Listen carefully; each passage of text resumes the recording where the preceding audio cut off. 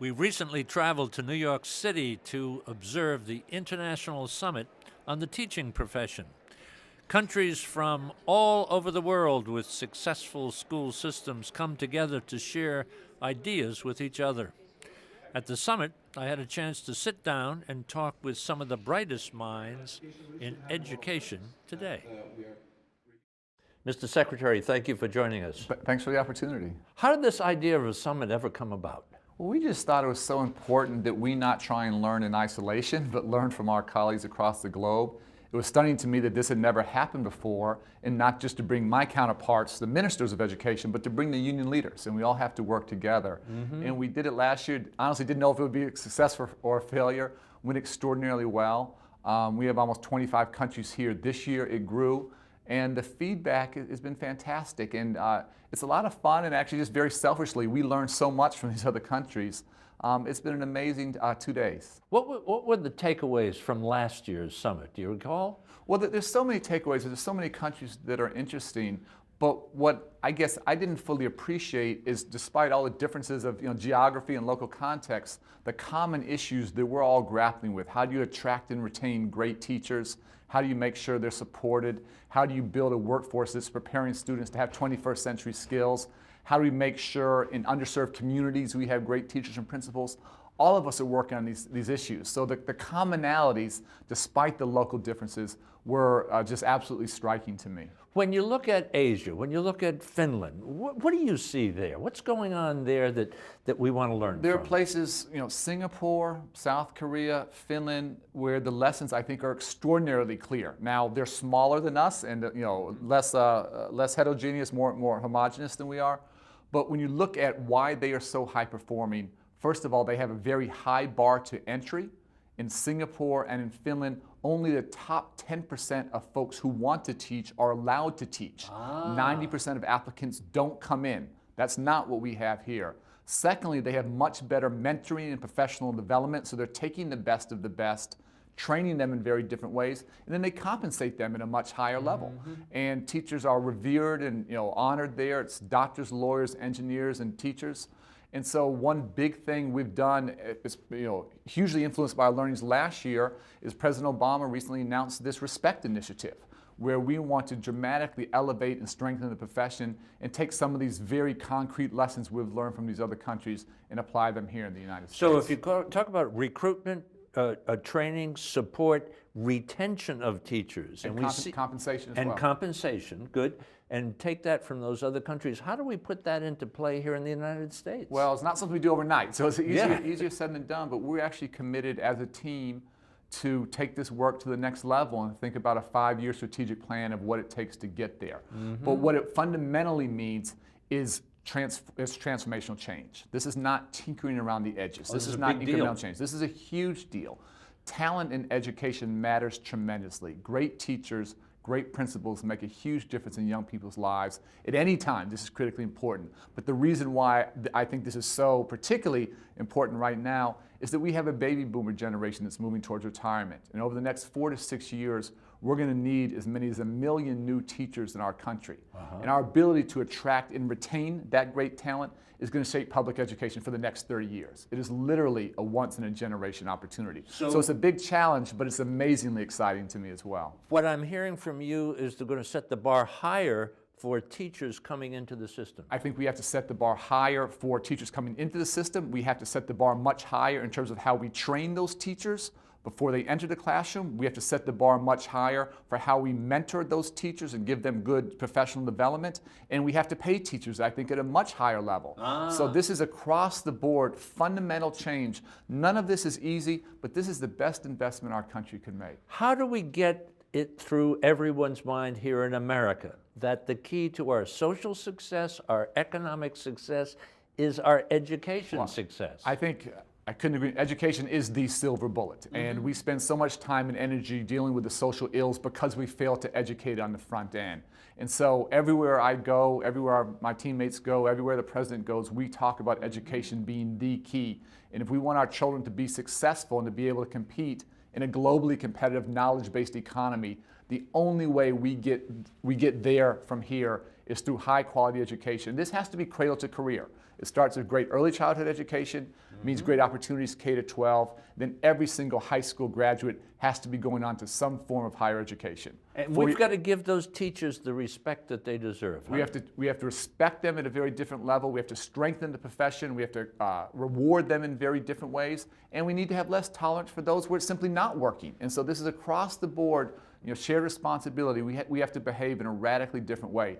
Every single high-performing country right now that is out-educating us are doing those things. Last question, Mr. Secretary, and thank you for sitting with us again.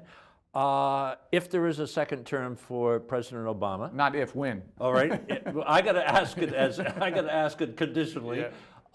What do you see as your mission and the president's mission in those next 4 years? This is our mission, and this is actually this is not something that you can complete in the next 6 or 7 months or whatever. This is really a 5-year plan. 5-year plan. And if we could think about over these next 5 years, again, how we attract and retain extraordinary talent, so that we'll bring 1 million young people into this profession who will transform public education, take it to an entirely different level over the next 30 years. That's the best gift we could give to the country. So one last thought you want every single person who's watching us in conversation today to take away from our sit down. The most important thing we can do is give every child a great education, and education is an investment, not an expense. We have to invest not in the status quo, in a vision of reform, but we have to invest at every level. Great early childhood education, K to 12 opportunities so that students enter the next phase, college and career ready. Mr. Secretary, thank you so much. Thanks for the opportunity. Thanks for what you're doing for America. This is America is made possible by the National Education Association, the nation's largest advocate for children and public education.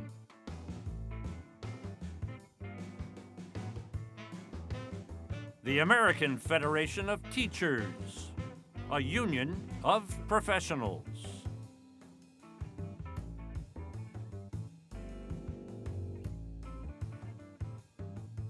Punsan Corporation, forging a higher global standard.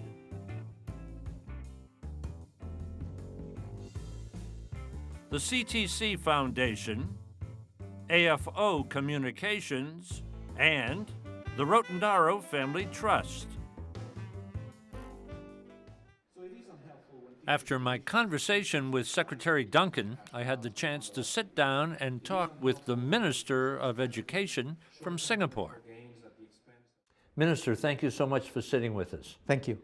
You were recently in Washington, and something going on between Washington and Singapore? Well, I had a very productive meeting with Secretary Duncan, and we also signed a memorandum of understanding to promote collaboration in 3 areas: the teaching of mathematics and science, international benchmarking and research in education, and the development of programs for school leadership.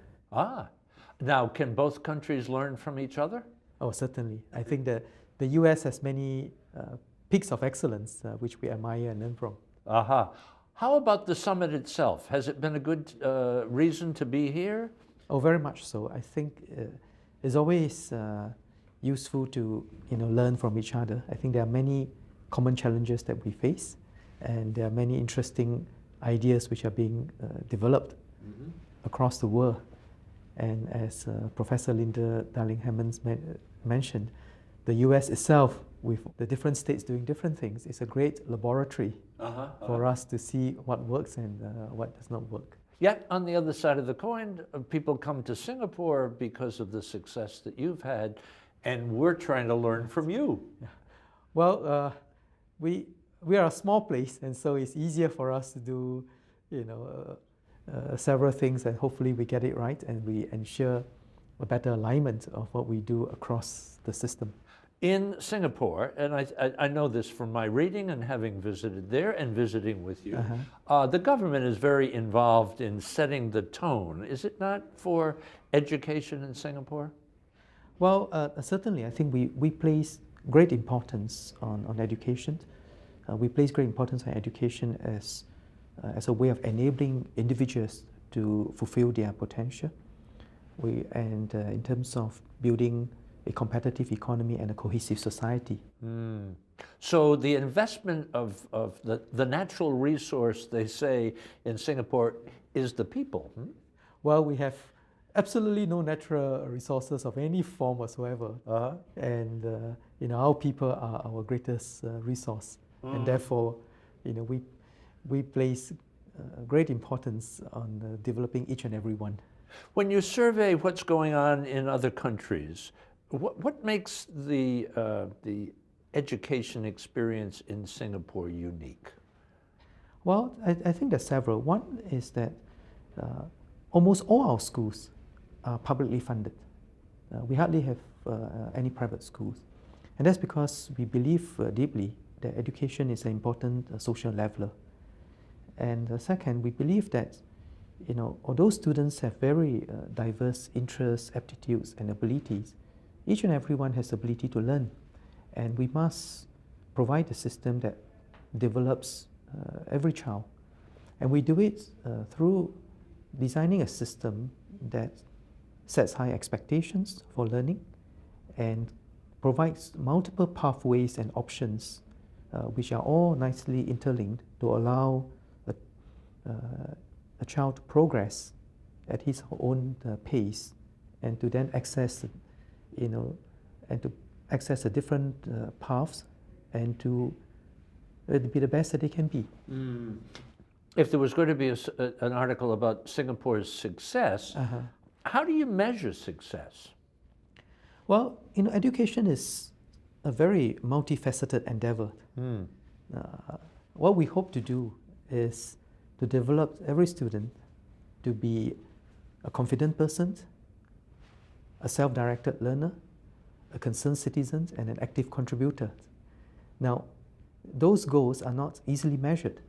There are quantitative measurements that we can take, and all this OECD study and international benchmarking seeks to do that.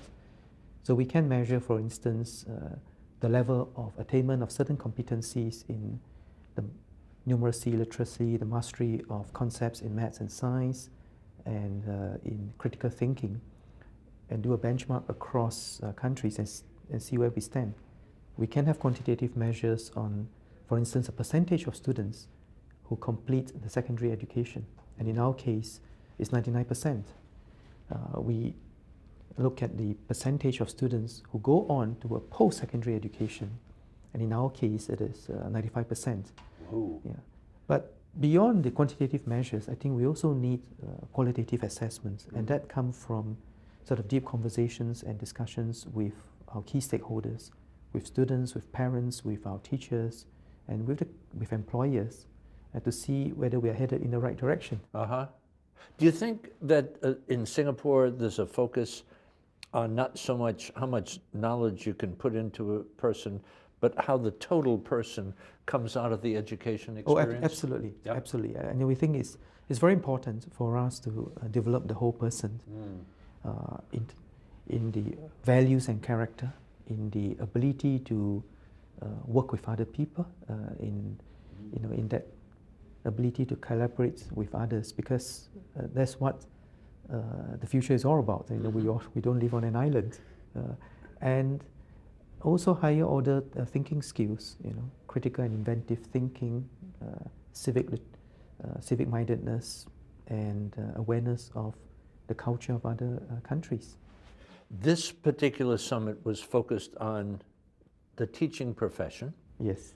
And I know that in Singapore, just the recruitment of teachers, Yes. the recruitment, the support, the training, the retention is all part of the deal, huh? Oh, absolutely. I think we place great importance on recruiting and developing our teachers and motivating our teachers, because no education system can be bettered than the quality of its teachers. Would you say that again? Yeah. No education system can be better than the quality of its teachers. And so the teachers are critical, because the learning takes place in the classroom. The learning is very much determined by the quality of the interactions between the teachers and the children in the classroom. It does not take place in my office. Yeah. So it's almost a relationship like parents and child. you Indeed. know? Yeah. Indeed.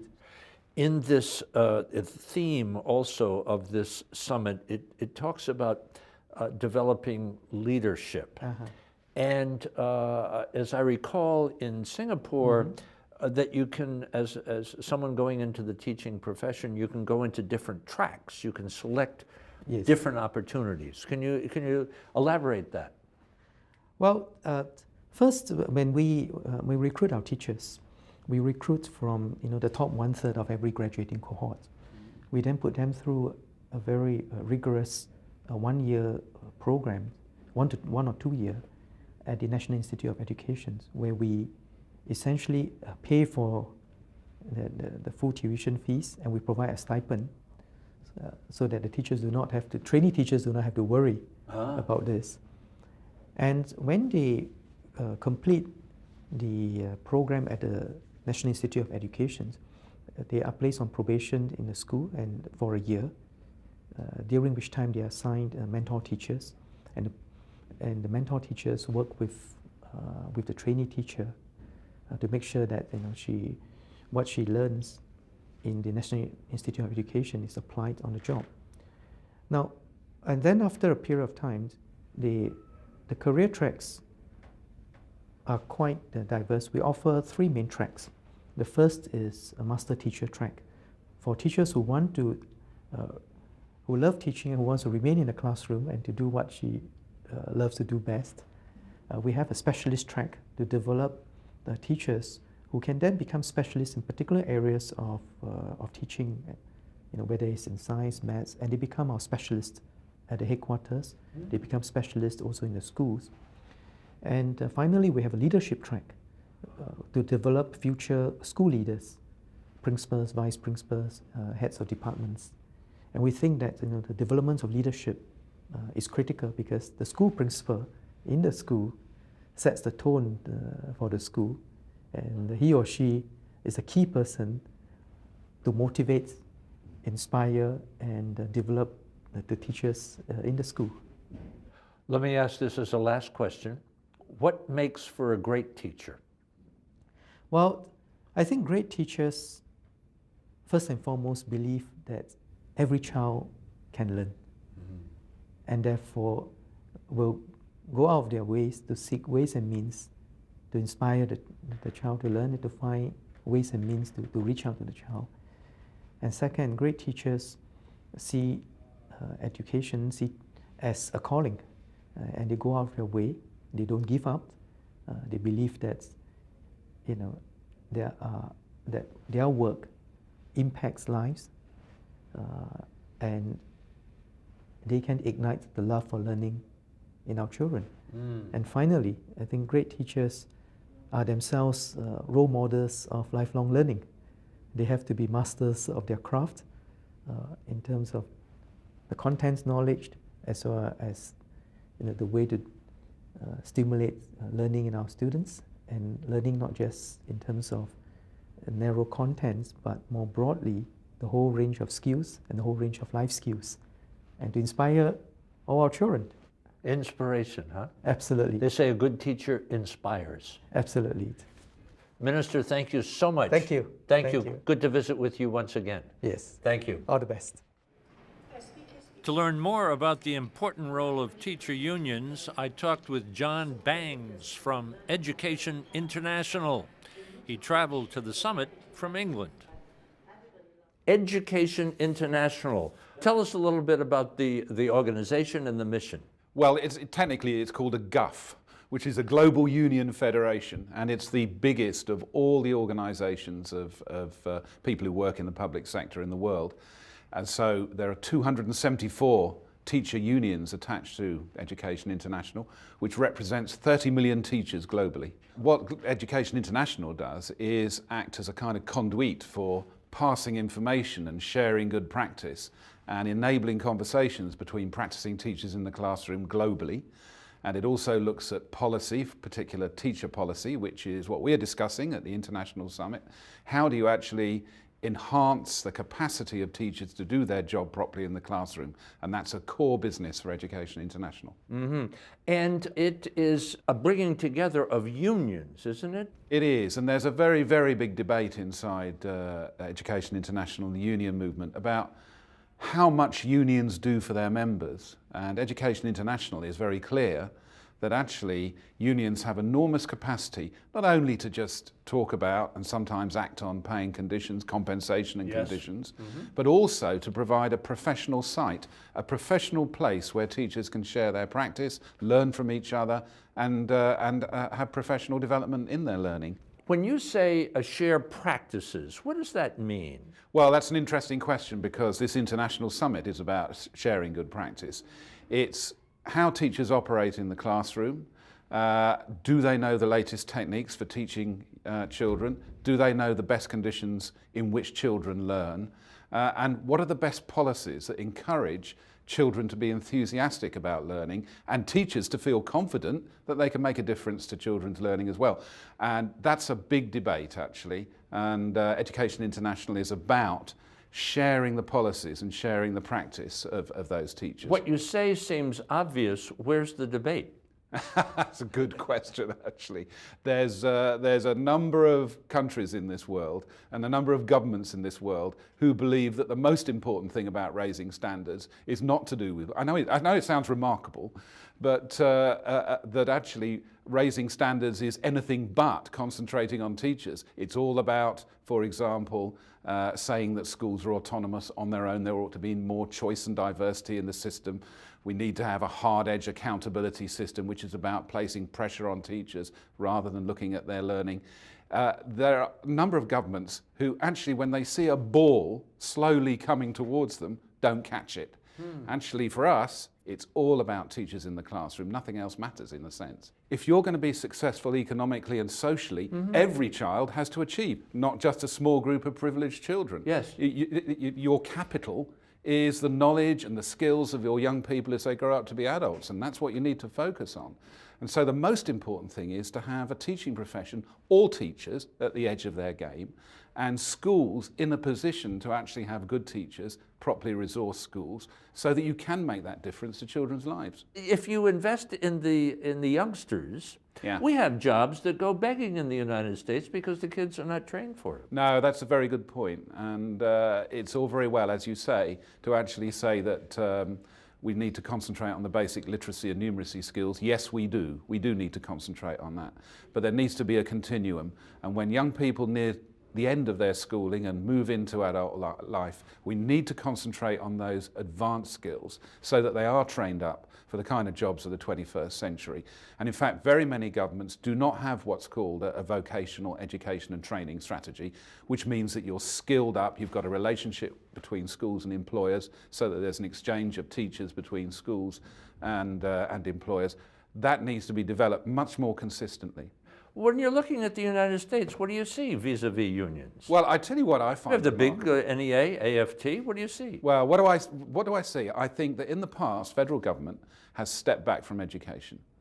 And the first time, actually, federal government did intervene in education was on No Child Left Behind.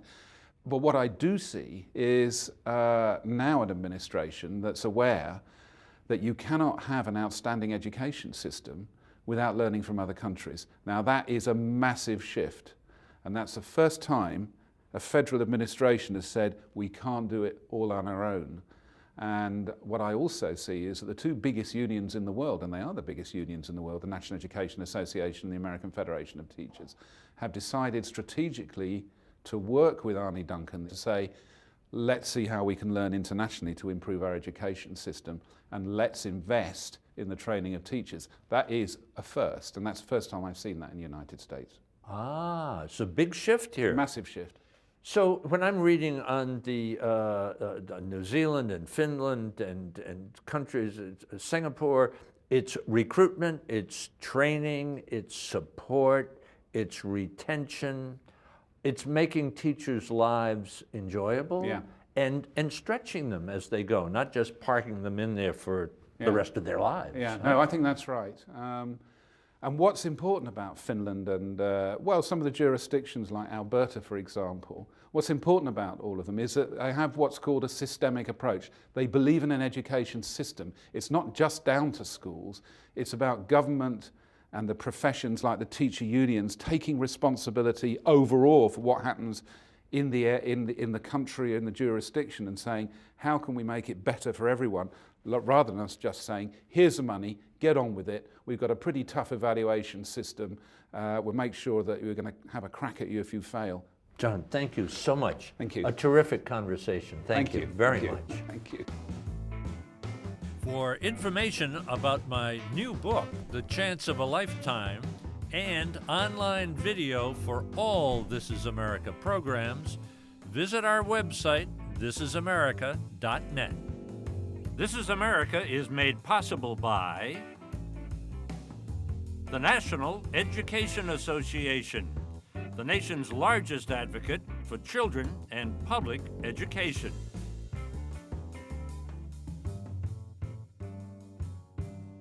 The American Federation of Teachers, a union of professionals.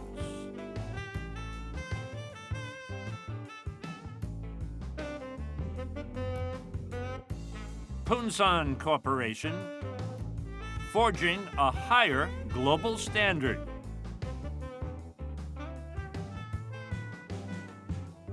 The CTC Foundation, AFO Communications, and the Rotendaro Family Trust.